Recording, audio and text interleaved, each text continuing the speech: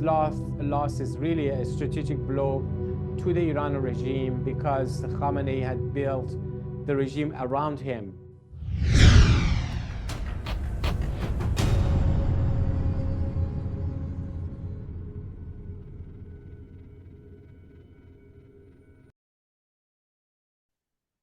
Thank you for joining us. Can you put in context the death of Iranian President Raisi, his foreign minister, and the others, and what it means to the Iranian people right now? Well, thank you so much, JJ, for inviting me to this program, and thank you for asking what it means for the people of Iran before anything else, because certainly Ebrahim Raisi represents, as far as Iran people are concerned, he's seen for what he is, a mass murderer, which was involved in the massacre of the 1988, where 30,000 political prisoners, based on a fatwa, a religious decree issued by then Supreme Leader Khomeini, that said that anyone who was in any way associated and remained loyal to the main Iranian opposition movement, the Mujahideen Khalq, or the MEK, must be executed. And he appointed a panel of 4 members, Raisi was on it, to determine which political prisoners are loyal and which ones aren't. And those who remained loyal were sent immediately to the gallows and executed. As I said, 30,000 were executed in a matter of a few weeks.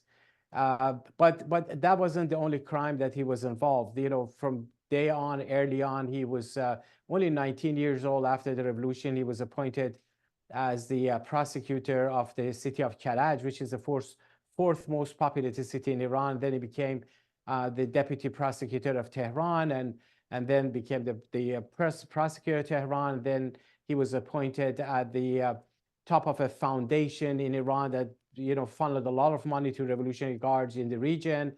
And then the head of the judiciary, where he really purified the judiciary, so-called the disposal of Khamenei, and then he became president. And then during his tenure, a lot of other people during the protests have been killed.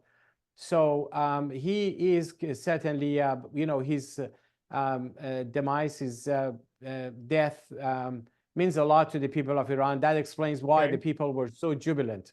Okay, well, let's get to the heart of the matter then. How will his death impact the future for the people of Iran?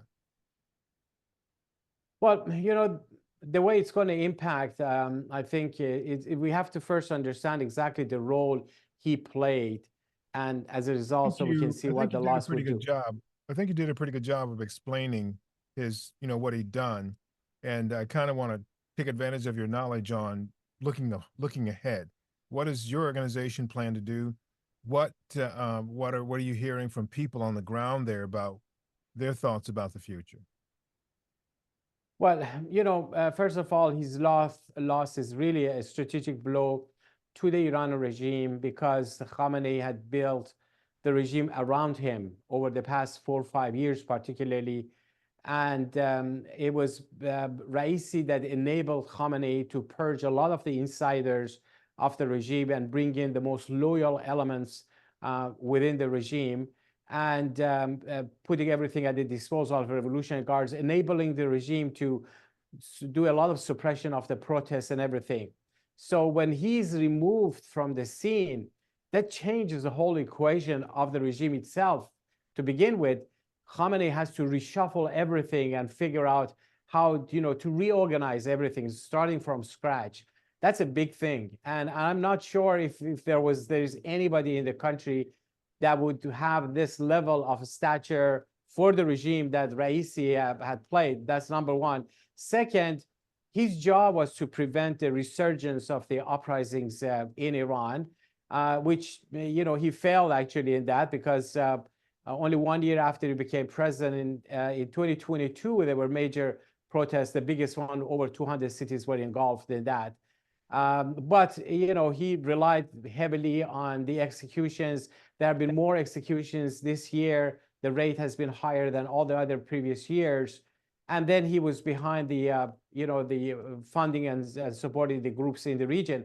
So his demise actually paves the way, creates opportunity for the people. People realize that Well, the regime is not 10 feet tall. You know, they're boasting that they're like confronting the whole world and all the countries in the world, including the United States and the superpowers, fall under the control and authority of the regime, yet they can't even manage a helicopter, and they can't even find the details about a day after that. So that shows how vulnerable the regime is. It just like highlights the weakness So of the regime. And so that's opportunity. that is my next question. How how much does this weaken the regime, and is the regime in danger of collapsing? Well, JJ, there have been several rounds of major protests in Iran since 2017, particularly. Each of them were longer lasting, deeper, more focused on regime change. And of course, the regime always brought the Revolutionary Guards to suppress them and kill them, hoping that this will put a lid on everything. But the regime has never managed to eliminate the foundational problems, the economy, the corruption, the repression, and things are getting even worse under this regime. So I think that this is a big hope, a big opening. I think for the Iranian population, for the Iran resistance. Think about those resistance units that the same organization I mentioned, the MEK, that Khamenei and Raisi wanted to eliminate. They have a network on the ground that is very active.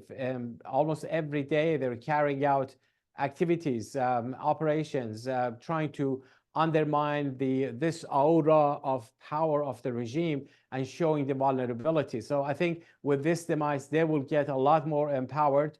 This regime is going to fall. There's no question about it. The only question is that, how long it will take, what it takes on the ground, but most importantly, what does the outside world are doing? Are they empowering and helping the regime, giving them resources, legitimacy, and funds, and all of that? Or they're squeezing the regime, holding them accountable for these crimes? Remember, of the 30,000 political prisoners who were murdered, none of them their whereabouts are known. And a lot of them were never notified by their family members. We compiled a list of about 20,000 of those who have been executed in Iran by the Iran regime, many of them actually under Raisi.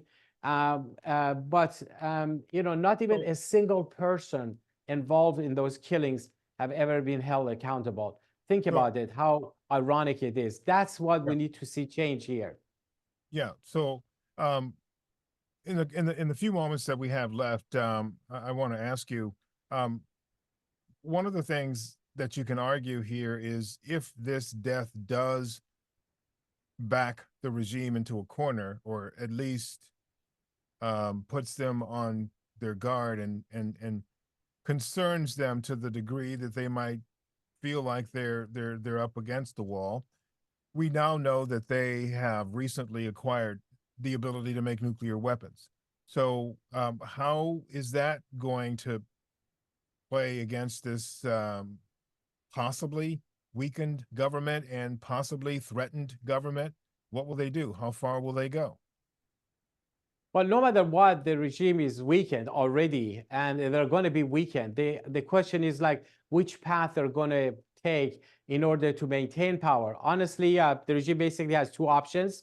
One is to basically, after the death of Raisi, to back down and allow more voices, even people, insiders of the regime, to have some role and some kind of a play. Ironically, today, just on the burial ceremony of Raisi, the three former living presidents of this regime, Khatami, Ahmadinejad, and Hassan Rouhani, were not there. That tells you something. And these are people who were involved in the regime over the years. So it shows the depth of the problem. Now, what is Khamenei going to do? He's going to allow them room to play. If he does, then he has to take other steps, and this will really unravel the whole thing, which I don't think the regime is going to go that path. There's no indication it will go that path. And then the other option is to actually go harder. More terrorism, more repression, more money and resources to the proxies in the region, hoping that this will save the regime. But this will further deepen the divide between the people and the regime. So either way they go, they're going to be doomed. And I think that's what needs to be understood here in Washington. This is not a regime that is acting out of power and prowess and all of that. To the contrary, this is a highly vulnerable regime, hated and rejected by its own population. So US government, European countries, Congress, they need to side with the people of Iran, with the organized resistance, those who are on the ground fighting and trying to bring about change in Iran. You're talking about Iran engaging in even more terrorism. Elaborate a little bit on their capabilities. Their capabilities to carry out terrorism? Well, you know, one of the things that the regime has done recently, they're relying heavily on foreign elements or people who were not necessarily usually in their network of Islamic extremists that you have been using in carrying out activities. Now they're outsourcing. They're bringing in people who were involved just in criminal activities, in drug dealings, other criminal activities, hiring them to kill and murder. There have been many cases as such. Look at the case of Professor Alireza Jafarzadeh, the former Vice President of European Parliament, that a few months ago, he was shot at point blank range in Spain. And he was absolutely lucky that he survived, and the bullet just went from one side of the face and came out from the other side through the mouth. And he's miraculously survived. But who was behind it? These were basically criminal gangs that the regime had hired. A few years ago, they did the same thing here in Washington. Right now, there is a case in Maryland that some Canadian nationals were hired by the Iranian regime to carry out terror. So that's what the regime has been relying on. And I think the best way to even counter that, you need to hold the regime accountable for every single act of terrorism, instead of getting engaged in quid pro quo and giving more money and more resources and releasing some hostages in exchange and all of that. All of those things would lead to further benefiting terrorism and continuation of terrorism. And that's what we've seen over the past few years. That needs to be changed.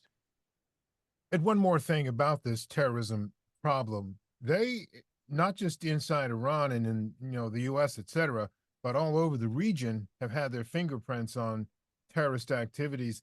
The traditional groups that they normally work with, are they out of the picture? Are they weakened? Is that the reason they're turning to these criminal gangs, et cetera? Why exactly is that happening? I think it's a combination of all of that.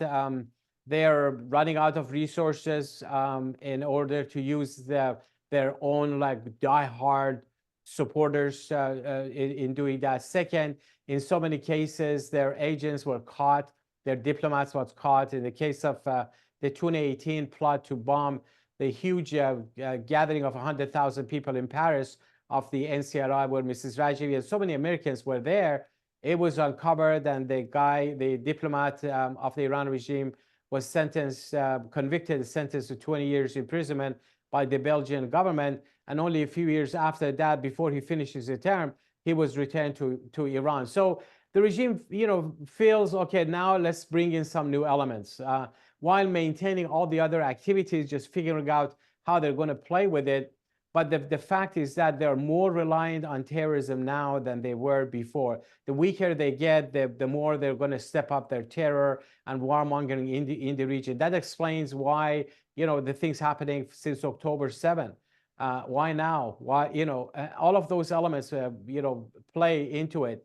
And that's why either way you look at things, whether it's the nuclear program, the missile program, all of that, the real solution lies in the change of the regime in Iran. The head of the snake of war and terror lies in Tehran. So does the solution. And that's what the Iranian people are trying to do. And that's what I hope the death of Raisi will be a step in that direction. And the world understands also and would refrain from giving legitimacy and support and money and resources to the regime.